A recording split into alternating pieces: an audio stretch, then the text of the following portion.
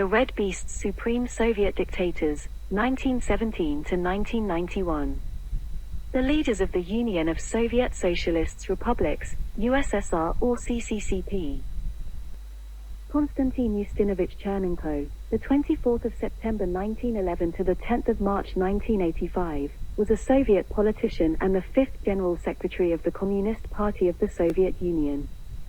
He briefly led the Soviet Union from the 13th of February 1984 until his death on the 10th of March 1985. Born to a poor family from Siberia, Chernenko joined the Komsomol, the Communist Party's youth league, in 1929 and became a full member of the party in 1931. After holding a series of propaganda posts, in 1948 he became the head of the propaganda department in Moldavia, serving under Leonid Brezhnev. After Brezhnev took over as first secretary of the CPSU in 1964, Chernenko rose to head the General Department of the Central Committee, responsible for setting the agenda for the Politburo and drafting Central Committee decrees. In 1971 Chernenko became a full member of the Central Committee, and in 1978 he was made a full member of the Politburo. After the deaths of Brezhnev and his successor Yuri Andropov, Chernenko was elected General Secretary in February 1984 and made chairman of the Presidium of the Supreme Soviet in April 1984. Due to his rapidly failing health, he was often unable to fulfill his official duties. He died in March 1985 after leading the country for only 13 months, and was succeeded as General Secretary by Mikhail Gorbachev.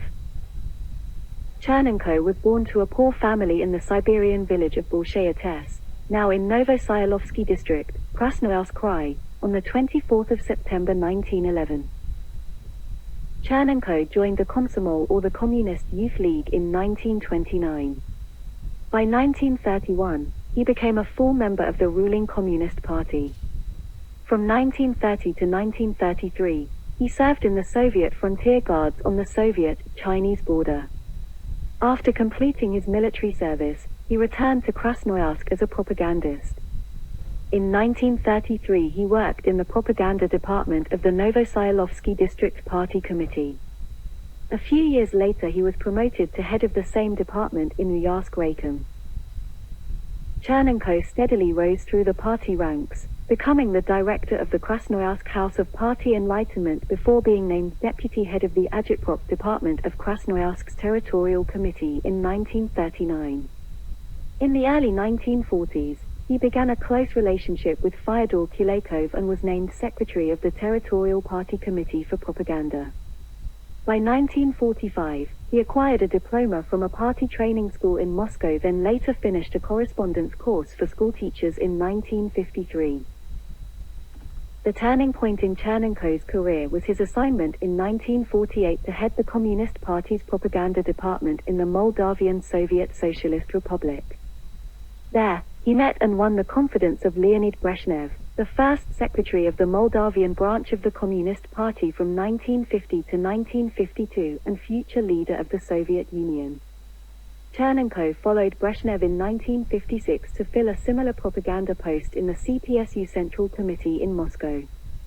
In 1960, after Brezhnev was named chairman of the Presidium of the Supreme Soviet or the titular head of state of the Soviet Union, Chernenko became his chief of staff. In 1964, Soviet leader Nikita Khrushchev was deposed, and succeeded by Brezhnev. During Brezhnev's tenure as party leader, Chernenko's career continued successfully. He was nominated in 1965 as head of the General Department of the Central Committee, and given the mandate to set the Politburo agenda and prepare drafts of numerous Central Committee decrees and resolutions.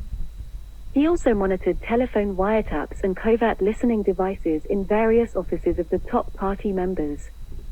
Another of his jobs was to sign hundreds of party documents daily, a job he did for the next 20 years. Even after he became General Secretary of the party, he continued to sign papers referring to the General Department. When he could no longer physically sign documents, a facsimile was used instead. In 1971, Chernenko was promoted to full membership in the Central Committee, overseeing party work over the letter bureau, dealing with correspondence. In 1976, he was elected secretary of the Letter Bureau. He became candidate in 1977, and in 1978 a full member of the Politburo, second to the general secretary in the party hierarchy. During Brezhnev's final years, Chernenko became fully immersed in ideological party work, heading Soviet delegations abroad, accompanying Brezhnev to important meetings and conferences, and working as a member of the commission that revised the Soviet constitution in 1977. In 1979, he took part in the Vienna arms limitation talks. After Brezhnev's death in November 1982, there was speculation that the position of General Secretary would fall to Chernenko, but he was unable to rally enough support for his candidacy within the party. Ultimately, KGB chief Yuri Andropov, who had been more mindful of Brezhnev's failing health, succeeded to the position. As a result of Chernenko's weak hold on power, Foreign Minister Gromyko and Defense Minister Ustinov held enormous influence over Soviet policy throughout his leadership. Yuri Andropov died in February 1984, after just 15 months in office. Chernenko was then elected to replace Andropov even though the latter stated he wanted Mikhail Gorbachev to succeed him. Additionally, Chernenko was terminally ill himself. At the time of his ascent to the country's top post, Chernenko was primarily viewed as a transitional leader who could give the Politburo's old guard time to choose an acceptable candidate from the next generation of Soviet leadership. In the interim, he was forced to govern the country as part of a triumvirate alongside Defense Minister Dmitry Ustinov and Foreign Minister Andrei Gromyko. This became a growing problem as Chernenko's illness led him to miss meetings with increasing frequency. At Andropov's funeral, Chernenko could barely read the eulogy. Those present strained to catch the meaning of what he was trying to say. He spoke rapidly, swallowed his words, kept coughing and stopped repeatedly to wipe his lips and forehead. He ascended Lenin's mausoleum by way of a newly installed escalator and descended with the help of 2 bodyguards. Chernenko represented a return to the policies of the late Brezhnev era. Nevertheless, he supported a greater role for the labor unions, and reform in education and propaganda. The one major personnel change Chernenko made was the dismissal of the chief of the General Staff, Marshal Nikolai Agarkov. Agarkov was subsequently replaced by Marshal Sergei Akramayev. In foreign policy, he negotiated a trade pact with China. Despite calls for renewed détente, Chernenko did little to prevent the escalation of the Cold War with the United States. For example, in 1984, the Soviet Union prevented a visit to West Germany by East German leader Erich Honecker. However, in late autumn of 1984, the US and the Soviet Union did agree to resume arms control talks in early 1985. In November 1984, Chernenko met with Britain's Labour Party leader, Neil Kinnock. In 1980, the United States had boycotted the Summer Olympics held in Moscow in protest at the Soviet invasion of Afghanistan.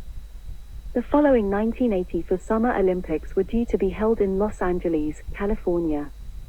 On the 8th of May 1984, under Chernenko's leadership, the USSR announced its intention not to participate, citing security concerns and chauvinistic sentiments and an anti-Soviet hysteria being whipped up in the United States. The boycott was joined by 14 Eastern Bloc countries and allies, including Cuba, but not Romania. The action was widely seen as revenge for the US boycott of the Moscow Games. The boycotting countries organized their own friendship games in the summer of 1984. Chernenko started smoking at the age of 9, and he was always known to be a heavy smoker as an adult. Long before his election as General Secretary, he had developed emphysema and right-sided heart failure. In 1983 he had been absent from his duties for 3 months due to bronchitis, pleurisy and pneumonia. Historian John Lewis Gaddis described him as an enfeebled geriatric so zombie-like as to be beyond assessing intelligence reports, alarming or not when he succeeded Andropov in 1984. In early 1984, Chernenko was hospitalized for over a month but kept working by sending the Politburo notes and letters. During the summer, his doctors sent him to Kislovodsk for the mineral spas, But on the day of his arrival at the resort, Chernenko's health deteriorated, and he contracted pneumonia. Chernenko did not return to the Kremlin until later in 1984. He awarded orders to cosmonauts and writers in his office, but was unable to walk through the corridors and was driven in a wheelchair. By the end of 1984, Chernenko could hardly leave the Central Clinical Hospital, a heavily guarded facility in West Moscow, and the Politburo was affixing a facsimile of his signature to all letters, as Chernenko had done with Andropov's when he was dying. Chernenko's illness was first acknowledged publicly on the 22nd of February 1985 during a televised election rally in Kubyshev borough of northeast Moscow, where the General Secretary stood as candidate for the Supreme Soviet of the Russian SFSR, when Politburo member Viktor Grishin revealed that the General Secretary was absent in accordance with doctor's advice. 2 days later, in a televised scene that shocked the nation, Grishin dragged the terminally ill Chernenko from his hospital bed to a ballot box to vote. On the 28th of February 1985, Chernenko appeared once more on television to receive parliamentary credentials and read out a brief statement on his electoral victory. The election campaign is over, and now it is time to carry out the task set for us by the voters and the communists who have spoken out. Emphysema and the associated lung and heart damage worsened significantly for Chernenko in the last 3 weeks of February 1985. According to the chief Kremlin doctor, Yevgeny I. Chazov, Chernenko had also developed both chronic hepatitis and cirrhosis of the liver.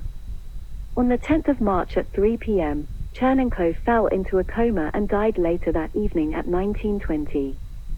He was 73 years old. An autopsy revealed the cause of death to be a combination of chronic emphysema, an enlarged and damaged heart, congestive heart failure and liver cirrhosis. A 3-day period of mourning across the country was announced. India, Iraq and Syria all declared 3 days of mourning. East Germany and Czechoslovakia declared 1 day of mourning. Chernenko became the third Soviet leader to die in less than 3 years. Upon being informed in the middle of the night of his death, US President Ronald Reagan is reported to have remarked, "How am I supposed to get any place with the Russians if they keep dying on me?" Chernenko was honored with a state funeral and was buried in the Kremlin Wall necropolis. He is the last person to have been interred there. Chernenko had a son with his first wife, Faina Vasilyevna Chernenko, named Albert. With his second wife, Anna Dmitrievna Lyubimova, who married him in 1944. He also had 2 daughters, Yelena and Vera, and a son, Vladimir. In 2015, archival documents were published, according to which Chernenko had many more wives, and many more children with them. This circumstance, perhaps, was the reason for the slowing of Chernenko's career growth in the 1940s. The impact of Chernenko, or the lack thereof, was evident in the way in which his death was reported in the Soviet press. Soviet newspapers carried stories about Chernenko's death and Gorbachev's selection on the same day. The papers had the same format. Page 1 reported the Party Central Committee session on the 11th of March that elected Gorbachev and printed the new leader's biography and a large photograph of him. Page 2 announced the demise of Chernenko and printed his obituary. After the death of a Soviet leader, it was customary for his successors to open his safe. When Gorbachev had Chernenko's safe opened, it was found to contain a small folder of personal papers and several large bundles of money. More money was found in his desk. It is not known where he had obtained the money or what he intended to use it for. In 1976, 1981, and 1984, Chernenko was awarded the title Hero of Socialist Labor.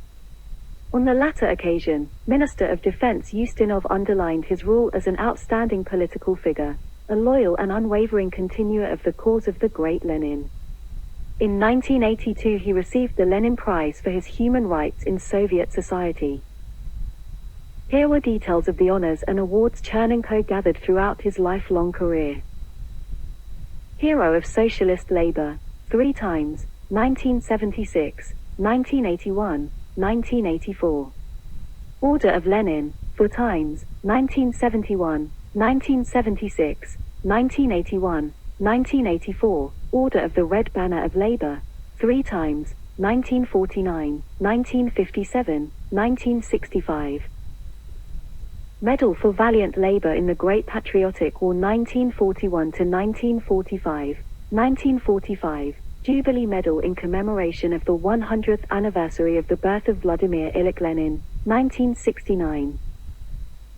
Jubilee Medal 30 Years of Victory in the Great Patriotic War 1941 to 1945, 1975. Jubilee Medal 60 Years of the Armed Forces of the USSR, 1978.